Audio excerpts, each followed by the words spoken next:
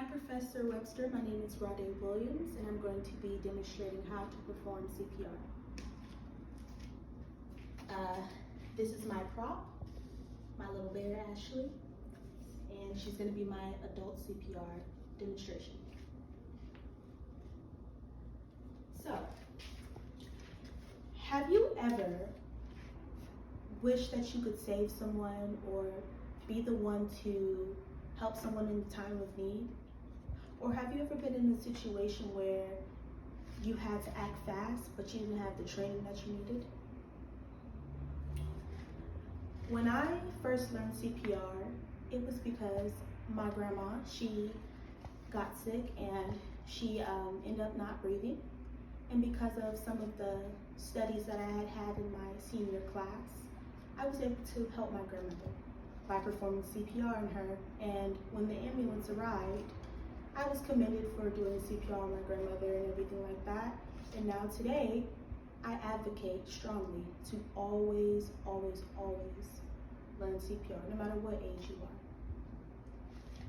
So the first step of CPR is you want to always make sure your scene is safe. You want to make sure your scene is safe because not only for you, but for your patient. You can never help a patient unless both of you are safe. That's step number one. Step number two, you always make sure that you shout the patient. Basically what that means, you ask them, are you okay?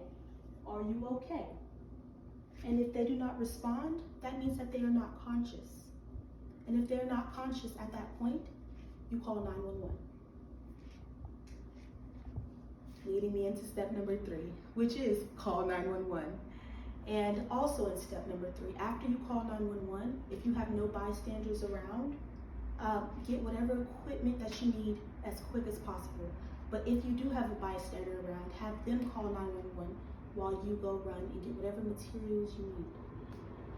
Step number four. Step number four, you make sure that the person is laid on a hard, flat surface. Normally it would be on the ground or concrete, not my couch, but you make sure that they're laid flat so that they can get the proper airflow. Step number five, you kneel beside your patient, and then you start with 30 compressions to the chest. You put your hand over one another, and you go 1, and you make sure that the chest rises, and you do this, and you repeat it 29 more times.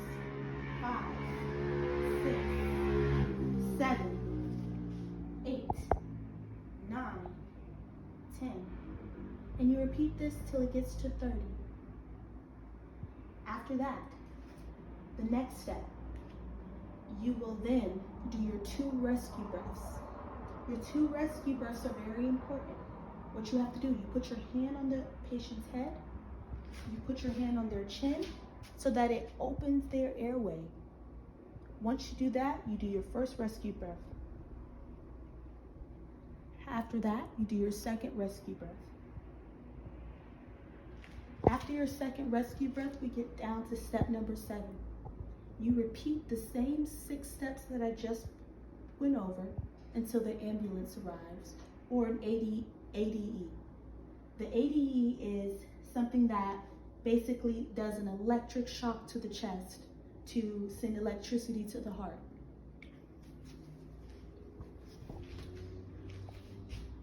And those are the steps of CPR.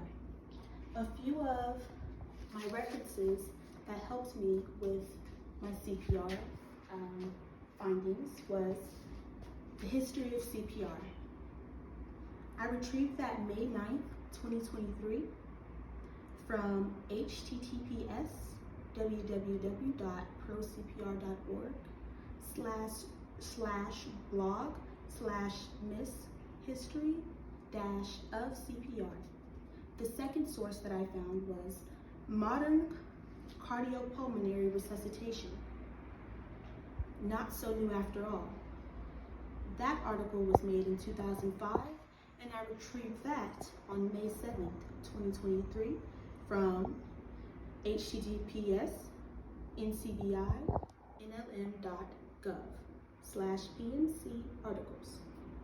And the third and final resource that I found was Adult Steps of CPR, and that article was made in 2023. I retrieved that May 9th, 2023. And I retrieved that from https://redcross.org/take-a/CPR/performing-CPR-steps. Hopefully by the end of this demonstration, you will properly understand how to do CPR, and you'll be able to save another life of a friend, family member, or somebody that cares for you. Thank you.